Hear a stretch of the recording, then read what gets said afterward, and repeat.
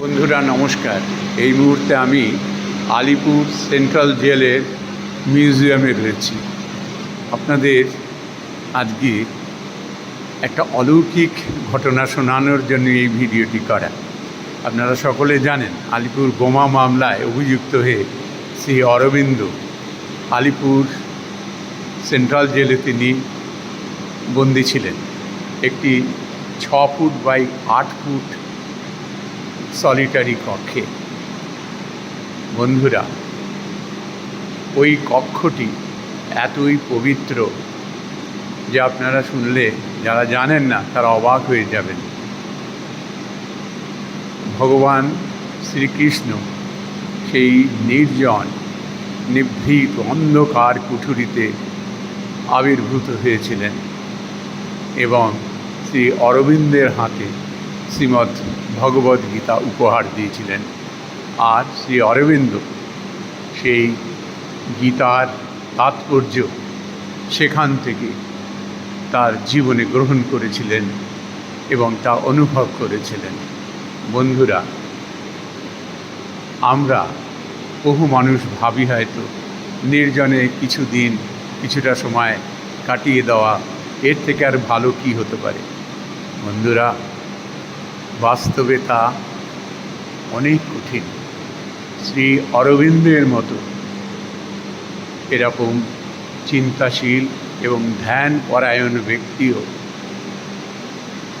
সেই কুঠুরিতে একাকী পাগল হয়ে উঠেছিলেন।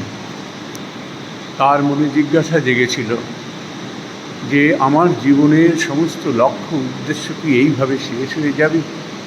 এই সেলের অন্ধকার কুঠুরিতে থেকে আমার জীবন পচে যাবে এইভাবে? বন্ধুরা, এই আত্মজিজ্ঞাসা যখন তার মধ্যে জেগে উঠেছিল, সেই মুহূর্তে ভগবান শ্রীকৃষ্ণ সেই কারাকক্ষে আবির্ভূত হয়ে তার হাতে শ্রীমদ্ ভগবদ্গীতা তুলে দিয়েছিলেন। বন্ধুরা, আমরা আমাদের ভেতরে যে চৈতন্য পুরুষটি রয়েছে, আমরা তাকে ভুলে থাকি, আমরা অচৈতন্য হয়ে থাকি। তাই সেই পুরুষের শক্তিকে আমরা অনুভব করতে পারি না। আর এটি জেগে ওঠে মানুষের জীবনের সংকটকালে। অরবিন্দর জীবনেও এইভাবে জেগে উঠেছিল। আর আমরা যখন সেই চৈতন্যকে জাগিয়ে তুলতে পারি সংকটের মধ্যে দিয়ে, তখন আমাদের জীবনের গতি প্রবলতর হতে থাকে, আমাদের জীবনের মোড়কে ঘুরিয়ে দেয়। শ্রী অরবিন্দের মতো মনীষী তিনিও এই ছোট্ট অন্ধকার নিভৃত কারাকক্ষে তিনি অত্যন্ত উদ্বেল হয়ে উঠেছিলেন, হতাশ হয়ে গিয়েছিলেন, মন পাগল হয়ে উঠেছিল। আর তখনই তার মধ্যেই আত্মজিজ্ঞাসা জেগে উঠেছিল, এই কি জীবন? ভগবান শ্রীকৃষ্ণ তার জীবনের মোড় ঘুরিয়ে দিয়েছিলেন এই অলৌকিক ঘটনার মাধ্যমে। বন্ধুরা, আমি আজ সেই মহাপবিত্র মানুষটিকে দর্শন করতে এখানে এসেছি।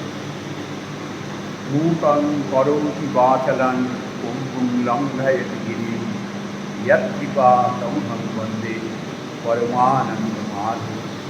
বসুদেবসুতং দেবং কংসচাণূরমর্দনম দেবকী পরমানন্দং কৃষ্ণং বন্দে জগদ্গুরুম।